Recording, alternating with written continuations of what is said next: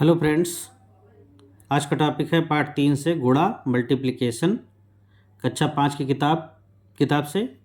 और कक्षा 5 की किताब हम पूरी पढ़ाएंगे गणित विषय की। तो और इससे पहले जो वीडियो हमने बनाया था पार्ट 2 का, उसकी प्लेलिस्ट हमने बना दी है, पार्ट 1 और पार्ट 2 की। उसको आप सब देख सकते हैं प्लेलिस्ट से। और आज हम पार्ट 3 पढ़ाएंगे। पार्ट 3 हमारा है गुणा मल्टीप्लिकेशन। तो चलिए आइए देखते हैं गुणा के सभी प्रश्नों को। तो सबसे पहला प्रश्न है हमारा, रिक्त स्थान भरो। तो का नंबर में रिक्त स्थान भरना है। रिक्त स्थान यहाँ है, ये खाली स्थान है, इसे भरना है। दिया गया है, ये संख्या दी गई है 20,545 गुणे 432। इन दोनों को गुणा करने पर, यहाँ भी 20,545 है, इन दोनों को गुणा करने पर बराबर लगाया गया है। यानी इन दोनों का गुणा और इसका और ये खाली स्थान जो है इसका गुणा बराबर आएगा। जो गुणनफल आएगा वो बराबर रहेगा। इसको और इसको गुणा करने पर और इसको गुणा करने पर गुणनफल बराबर आएगा। तो यहाँ पर कौन सी संख्या होगी?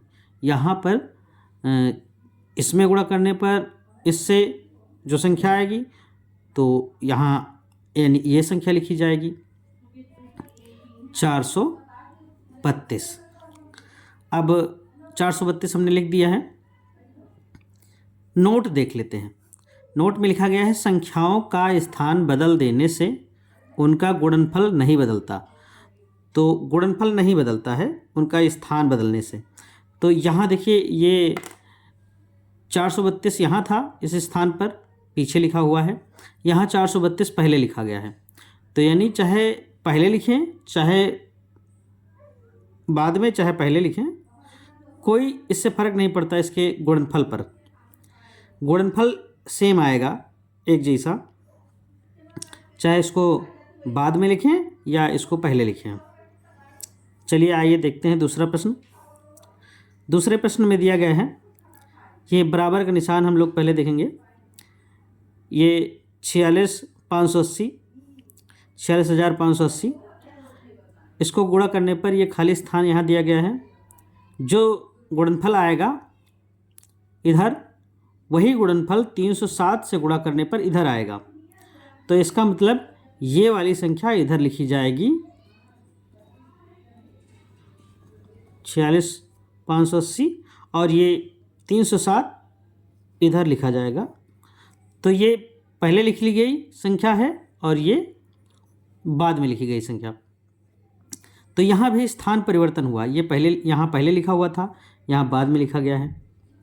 यहाँ ये पहले से लिखी हुई है और ये बाद में लिखी गई है।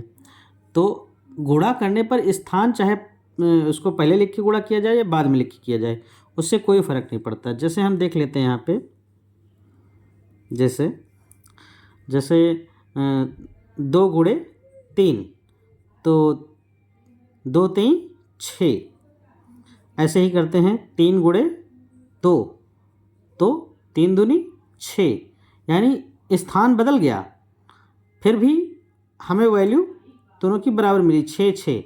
यानी 2 गुणे 3 इज इक्वल टू 3 गुणे 2। यहाँ से हम समझ सकते हैं।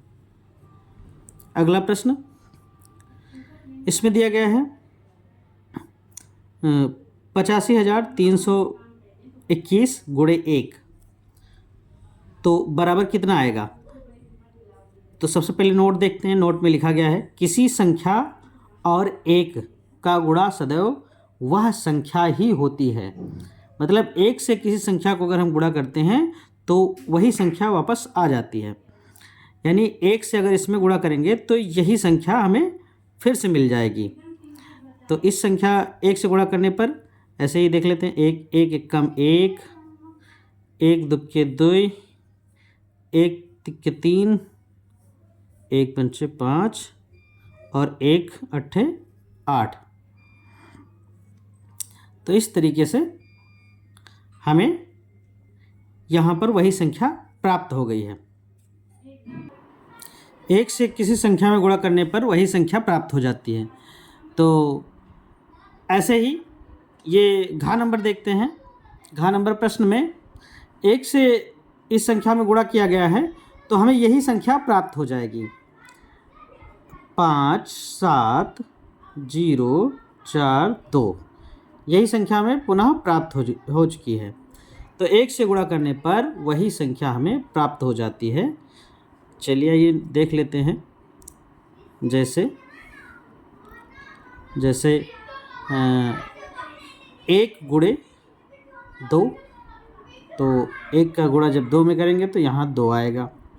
ऐसे ही 3 गुणे 1, तो इसमें भी 3 आएगा। ऐसे ही मान लीजिए 2 1 3 0 दिया गया है, इसमें गुणे 1 करते हैं, 1 से गुणा करेंगे तो 2130 ही आएगा। ऐसे ही अगला प्रश्न देखते हैं। यहाँ 0 से गुणा करना है इस संख्या में, तो नोट देख लेते हैं। सबसे पहले नोट दिया गया है, किसी संख्या और 0 का गुणनफल सदैव शून्य होता है। किसी संख्या और 0 का गुणनफल सदैव शून्य होता है। तो हमेशा 0 से गुणा करने पर, शून्य से गुणा करने पर हमेशा शून्य ही आएगा। मतलब इसमें शून्य से गुणा करने पर यहाँ शून्य ही आना है। यहाँ भी शून्य आएगा और यहाँ भी शून्य से गुणा हो रहा है तो शून्य ही आएगा। चाहे पहले गुणा किया जाए, चाहे बाद में गुणा किया जाए या पहले किया जाए। यहाँ पहले गुणा किया गया है और यहाँ बाद में किया गया है, तो यहाँ भी 0 ही आएगा और यहाँ भी 0 ही आएगा। जैसे देख लेते हैं, मान लीजिए दिया गया है 2 गुणे 0, तो यहाँ 0 आएगा। ऐसे ही 3 गुणे 0, तो यहाँ पर 0 ही आएगा। किसी संख्या में शून्य से गुणा करने पर सदैव शून्य ही प्राप्त होता है। अगला प्रश्न देखते हैं। गुणनफल ज्ञात करो। इन संख्याओं का गुणनफल ज्ञात करना है। तो जैसे ये संख्या दी गई है तो इसका गुणनफल निकालना है, तो हम इन संख्याओं में पहले गुणा करेंगे इनको। चलिए देखते हैं, गुणा करके देखते हैं। तो 6 9, अच्छा गुणा करने से पहले हम एक चीज़ और समझ लेंगे। गुणा करने से पहले हम ये देखेंगे कि ये जो संख्या दिया गया है 639, इसका गुणा हम जब इसमें करेंगे तो हर एक अंक से हर एक अंक में करेंगे।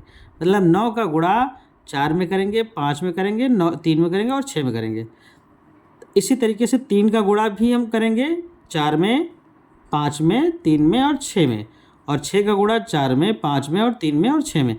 ऐसे ही एक एक अंक का एक एक अंकों से गुणा करते हुए आगे बढ़ेंगे हम।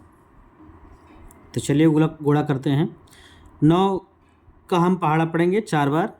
9 चौक 36 के 6 हासिल 3, तो 3 हासिल आएगा। यहाँ 3 को कहीं लिख लेंगे, ऐसे ही लिख लेते हैं, 3 आएगा यहाँ।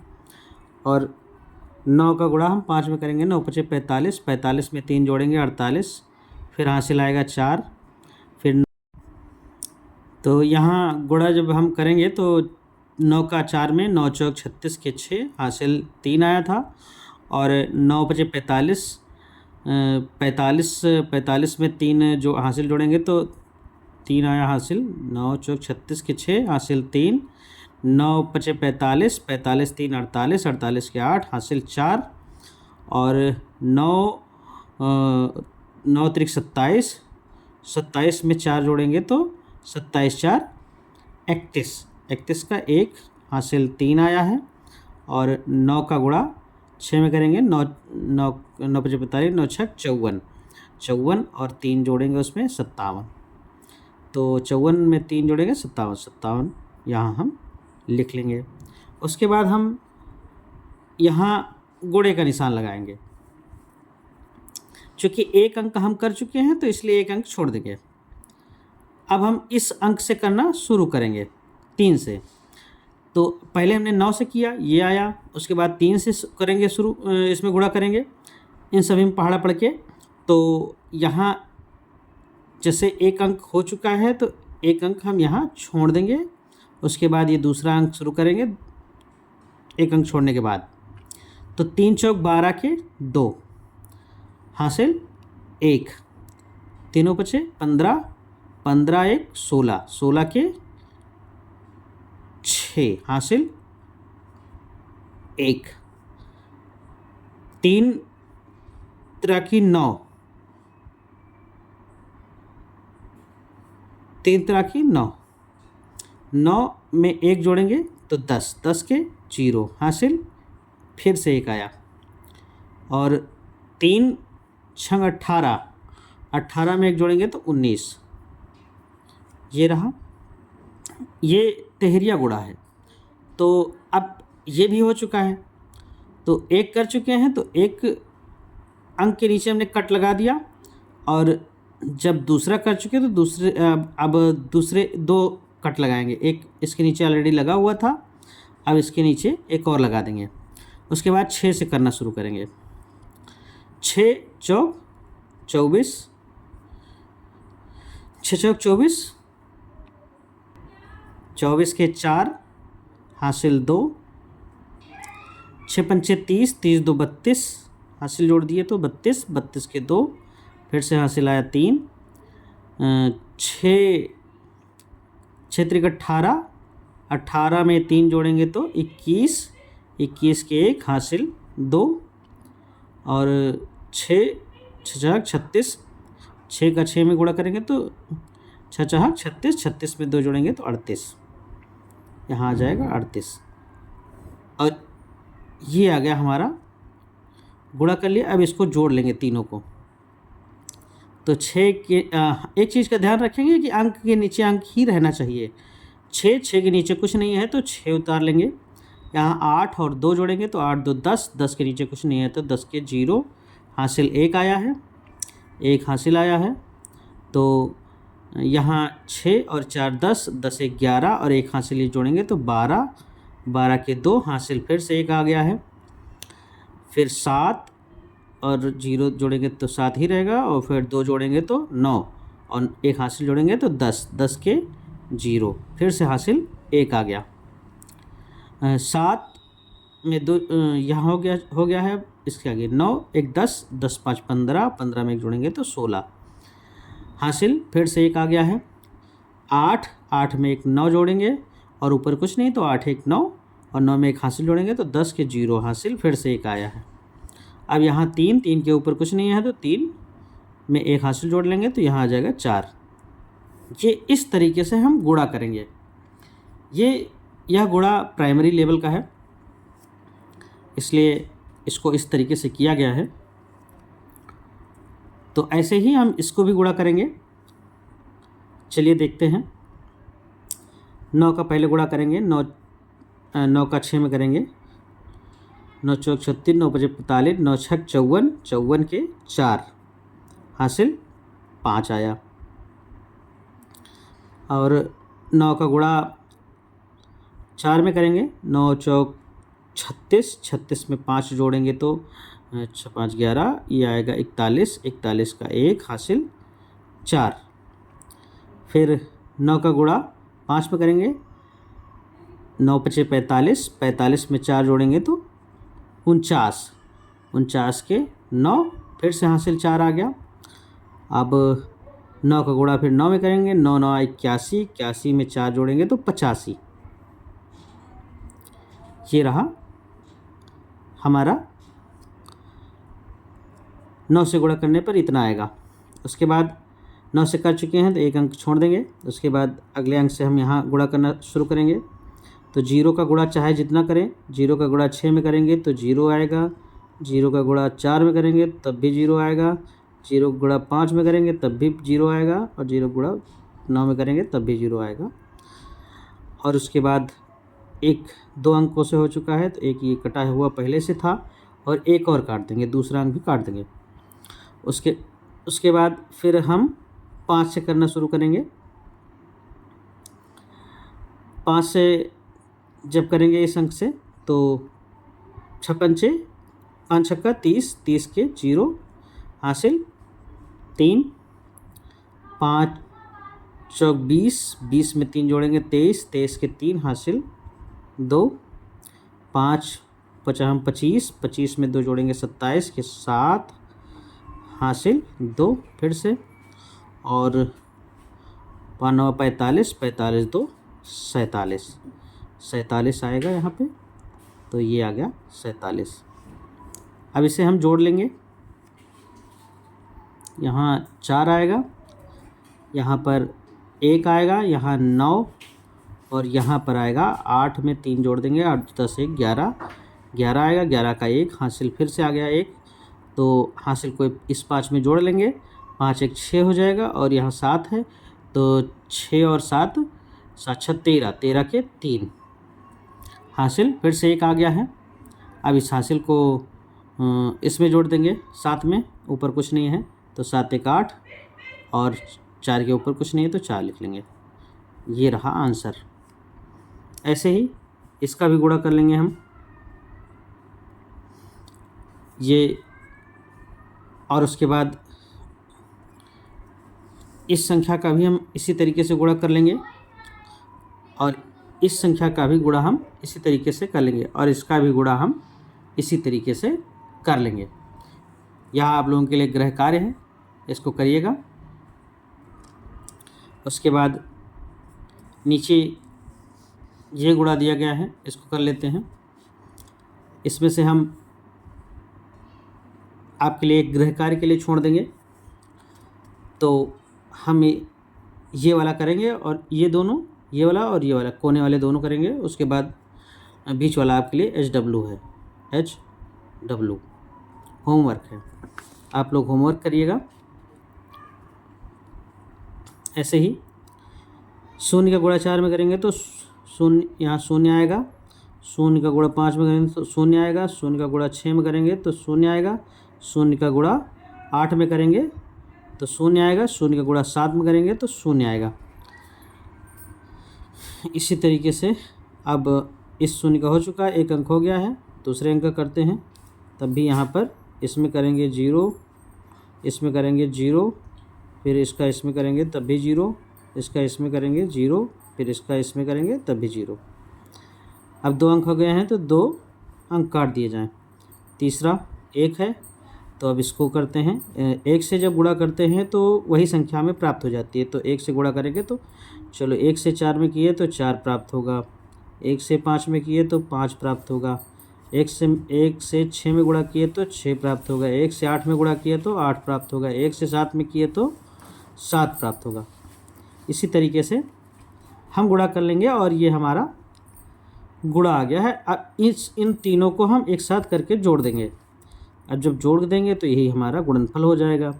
यहाँ 0 आएगा, यहाँ भी 0, और यहाँ 4 आएगा, ऊपर कुछ नहीं है, ऊपर भी कुछ नहीं है, तो 5 और 6 8 और 7, इस तरीके से हमारा ये गुणनफल आएगा। ये आंसर है। अब अगला प्रश्न ये है, इसको कर लेते हैं हम। 2 का गुणा हम जब शून्य में करेंगे तब शून्य आएगा, 2 का गुणा फिर शून्य में करेंगे तब भी शून्य आएगा, और 2 का गुणा 6 में करेंगे, 2 6 12, तो यहाँ आएगा 12। इसके बाद 1 अंक से कर चुके हैं तो 1 अंक से काट देंगे। ये दोहरिया गुणा है, इसको ध्यान से देखेंगे हम लोग। ये रहे तिहरिया गुणा, और उसके बाद हमें 1 से करना है, तो 1 से शून्य में करेंगे तो शून्य आएगा, 1 से इस शून्य में करेंगे तो यहाँ भी शून्य आएगा, और 1 से 6 में करेंगे तो 6 आएगा। अब इसको जोड़ लेंगे तो यहाँ आएगा शून्य, यहाँ भी शून्य, और यहाँ 2, और यहाँ 6 1 7। ये रहा हमारा आंसर। अगला प्रश्न है, देखते हैं इबारती प्रश्नों को। एक स्कूटर का मूल्य 62,519 रुपये है। ऐसे 145 स्कूटर खरीदने के लिए कितने रुपए देने होंगे? तो स्कूटर का मूल्य, स्कूटर का मूल्य बराबर 62,519 19। और ऐसे ही 145 स्कूटर खरीदने के लिए कितने रुपए देने होंगे? तो स्कूटर की संख्या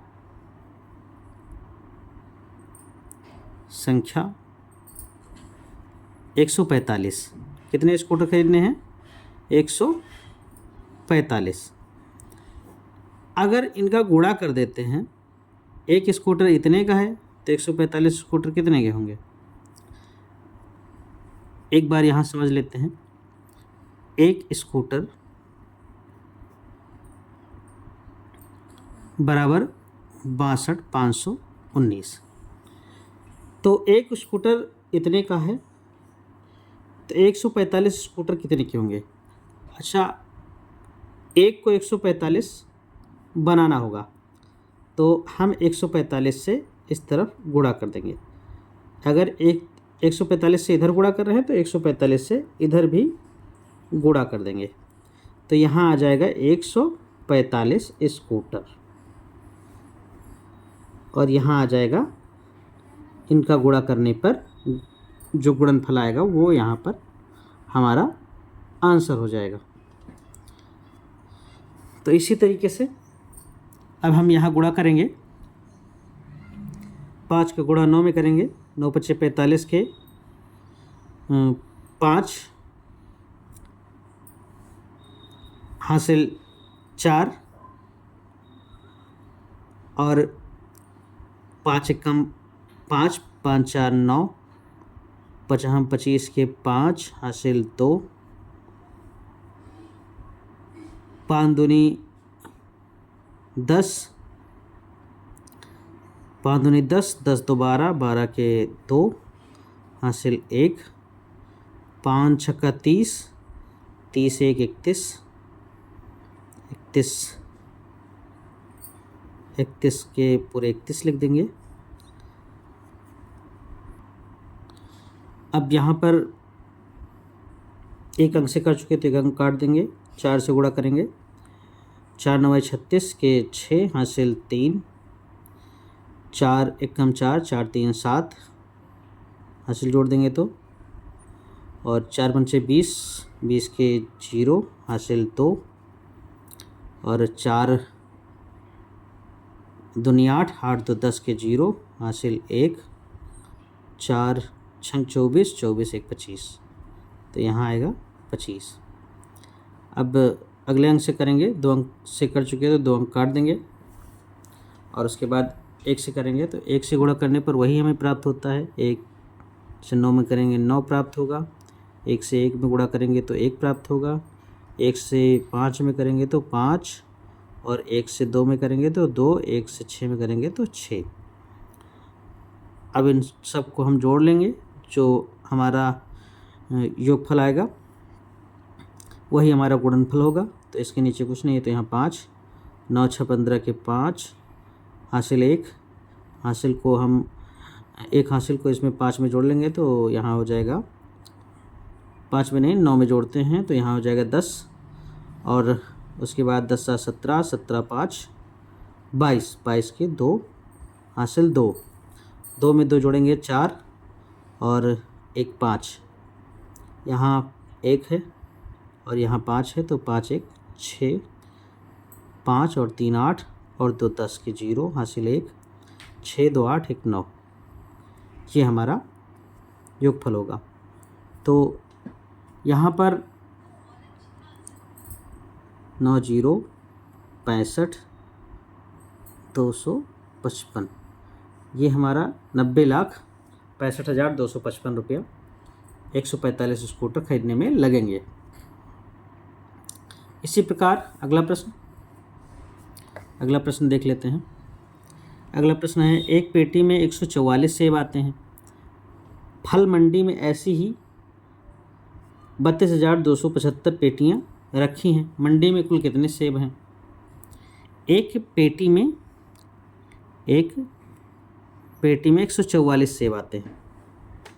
144, एक पेटी में सेब बराबर 144 सेब। तो टोटल 3, 2, 2, 7, 5 पेटियों में सेब बराबर 144 गुणे 32, 275। अब इनको गुणा करेंगे तो यहाँ पर गुणा करने के बाद जो भी गुणनफल आएगा वही हमारा आंसर होगा।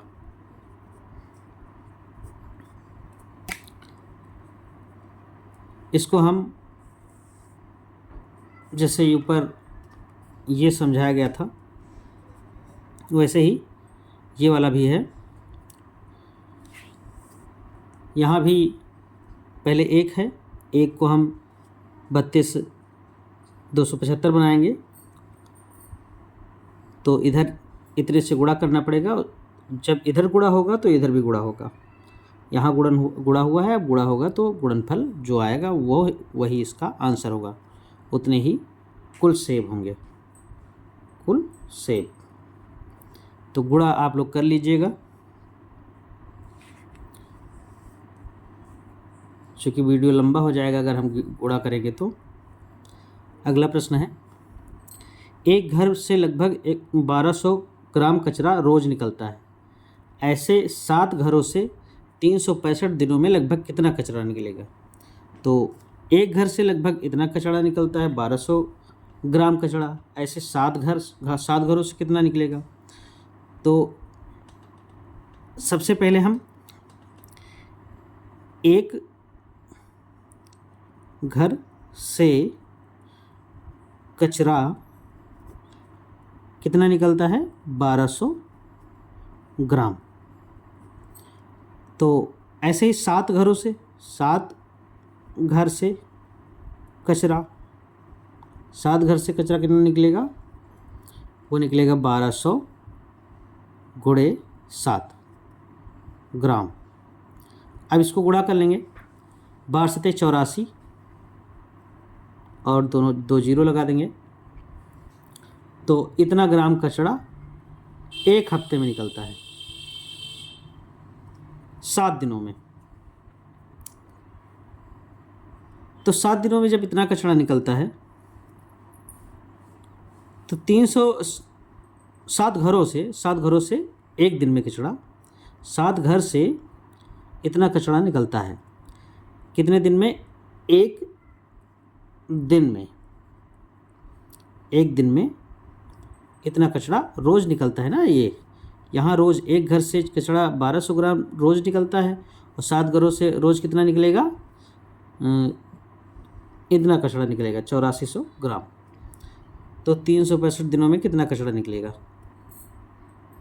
इसके लिए हम 365 से ऐसे देख लेते हैं, एक दिन में कचरा बराबर 8400 ग्राम। तो 365 दिन में कितना निकलेगा? 365 से हम दोनों तरफ गुणा कर देंगे, गुणे 365। तो 365 दिन में कचरा बराबर 8400 गुणे 365। इसका गुणा आप कर लेंगे, जो गुणनफल आएगा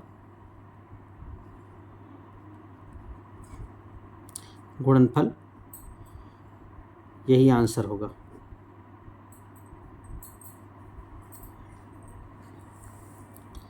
अगला प्रश्न कर लेंगे, एक ट्रक से अधिकतम 11,265 किलोग्राम माल ढोया जा सकता है। ऐसे 762 ट्रकों से अधिकतम कितना माल ढोया जाएगा? तो एक ट्रक से 11,265 किलोग्राम माल ढोया तो 762 ट्रक से कितना धोया जाएगा, दोनों तरफ 762 से गुणा कर देंगे तो इधर आएगा 762 ट्रक से 11,265 गुणे 762 kg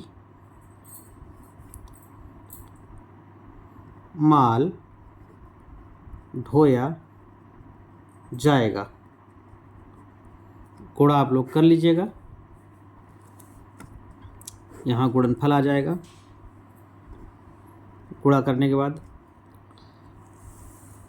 अगला प्रश्न है, एक अधिवर्ष में कितने घंटे होते हैं। अधिवर्ष चलिए आइए समझते हैं। वर्ष दो प्रकार के होते हैं। वर्ष के दो प्रकार होते हैं। वर्ष दो प्रकार के होते हैं। पहला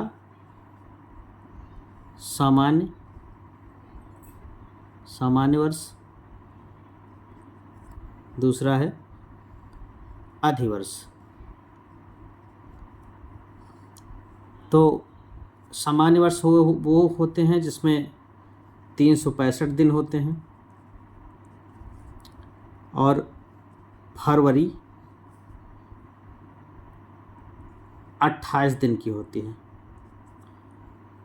अधिवर्ष वो होते हैं जिसमें 366 दिन होते हैं और फरवरी 29 दिन की होती है। सामान्य वर्ष से अधिवर्ष होने में 4 वर्ष लगते हैं। 4 वर्ष लगते हैं।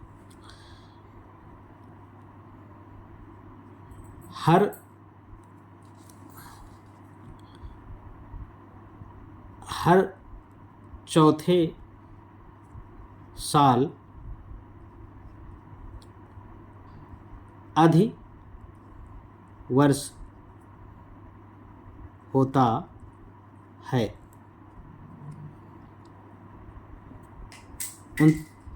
फरवरी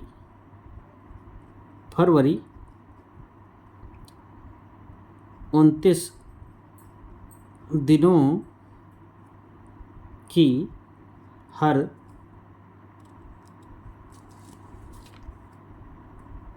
चौथे साल होती है। आइए प्रश्न देखते हैं। एक अधिवर्ष में कितने घंटे होते हैं। तो एक दिन में 24 घंटे होते हैं। एक दिन में 24 घंटे होते हैं। तो अधिवर्ष में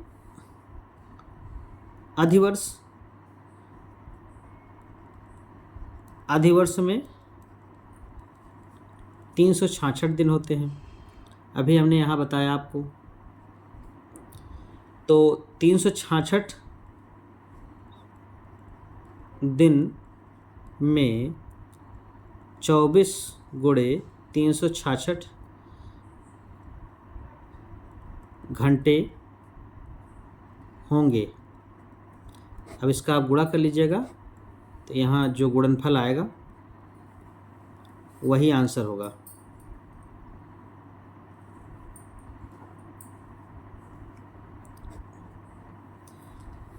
वीडियो पसंद आया हो तो लाइक एंड सब्सक्राइब कीजिए और अपने दोस्तों को शेयर कीजिए।